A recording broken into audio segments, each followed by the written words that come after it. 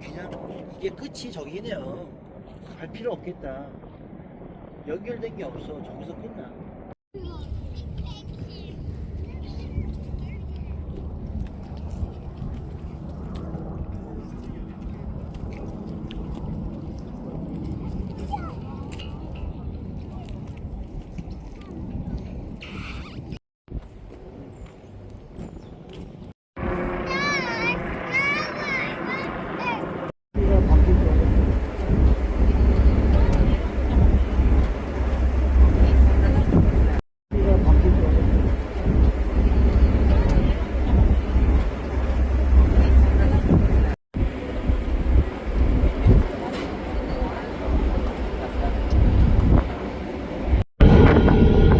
On behalf of the National Park Service, once again, welcome aboard. Our next stop will be Ellis Island. We are embarking on a journey of great historical significance. Ellis Island was the principal gateway for immigrants arriving into the U.S. between 1892 and 1924. Our current course recalls the voyages of approximately 12 million American immigrants. They passed through these waters on their way to Ellis Island and a new life. By the time they reached New York's busy harbor, they had already spent weeks at sea, usually on the small, overcrowded steerage decks of massive steamships. As they neared the end of their journey, these immigrants were greeted by a number of overwhelming sights. Many of these same sights are visible to you today. Look at the Manhattan skyline. Imagine the awe these new arrivals must have felt as the city's grand vista emerged above the waves. For many, New York's landscape was like nothing they had ever seen before. Finally, the lumbering steamships docked at New York City's bustling port, and passengers were checked by immigration officials before being allowed into the U.S. Prior to 1892, most immigrants passed through Castle Garden, a former military installation now located in Battery Park at the tip of Lower Manhattan. Over the years, it has served as a theater, an opera house, and an aquarium. It is now a National Park Service site known as Castle Clinton. When the federal government took over the processing of immigrants in the 1890s, a new receiving station was constructed on Ellis Island. By the beginning of the 20th century, thousands reached the island's shores every day.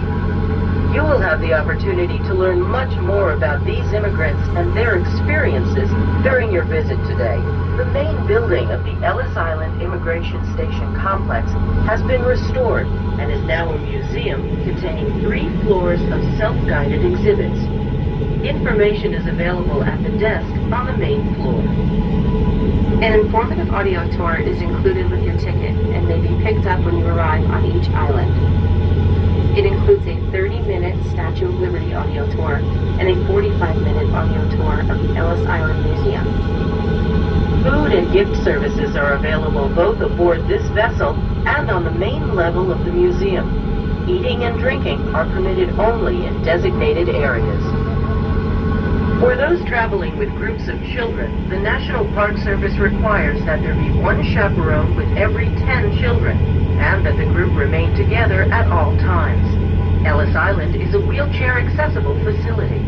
Ferry schedules are posted aboard this vessel and at the Ellis Island Information Desk. There are oceans and rocks, places where fish swim and birds fly, where mountains spring up, and trees and grass grow all around.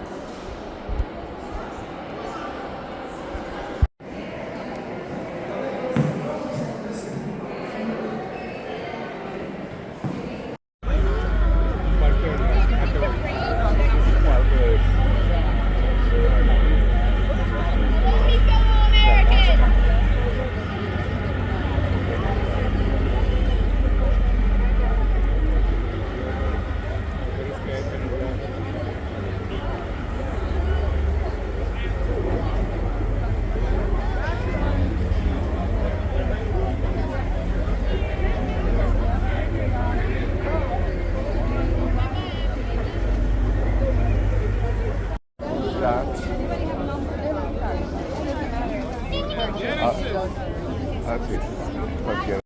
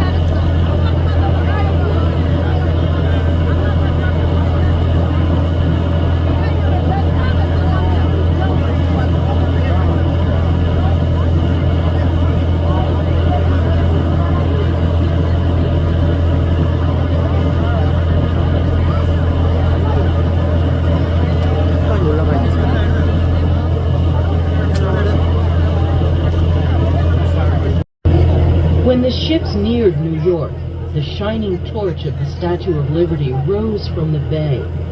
Shouts and cries of joy would erupt from the steamer decks.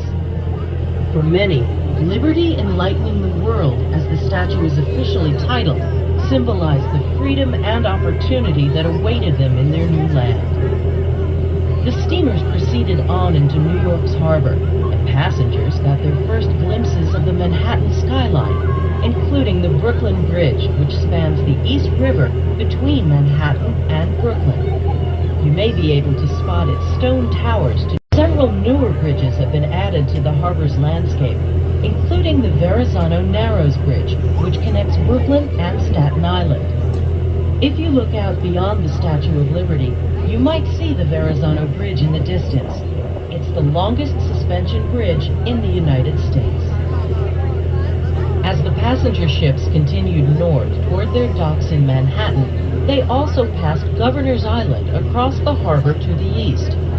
It's strategically located near the mouth of the East River and was once the site of the coastal fortifications built to defend New York Harbor. In 2001, it was declared a national monument. The Statue of Liberty is part of the National Park System. We invite you to experience many additional enjoyable activities offered by the National Park Service, including outdoor guided tours. Please stop by the Visitor Information Center for today's schedule. An informative audio tour is included with your ticket and may be picked up when you arrive on each island. It includes a 30-minute. For those traveling with groups of children, the National Park Service requires that there be one chaperone with every 10 children and that the group remain together at all times. Ferry schedules are posted aboard this vessel and at the National Park Service Visitor Information Center on Liberty Island. There are oceans and rocks, places where fish swim and birds fly, where mountains spring up, and trees and grass grow all around. History is made, art is created, things happen that should always be remembered.